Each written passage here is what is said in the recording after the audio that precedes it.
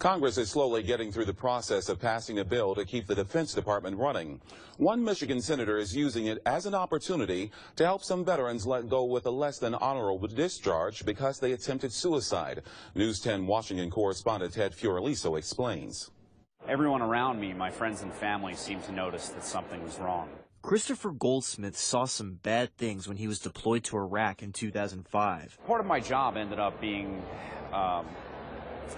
photo documenting mass graves, and that's something that kind of changed me. 2 years later, Christopher attempted suicide. Thankfully, I didn't die.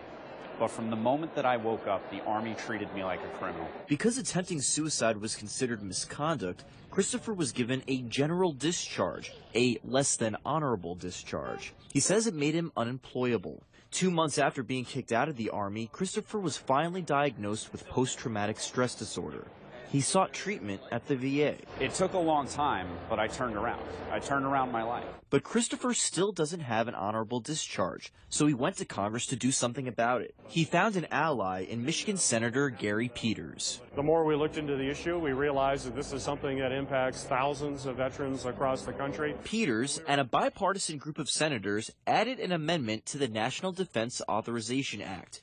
It would order military discharge review boards to consider petitions to change a veteran's discharge status to honorable if they've been diagnosed with PTSD, traumatic brain injury, or other conditions related to their service. This is an injustice that had to be fixed. The Senate still has to pass the final bill and then differences with the House. Christopher remains optimistic. In an election year, everyone sees the government is not working, but I've seen it work. In Washington, I'm Ted Fioraliso.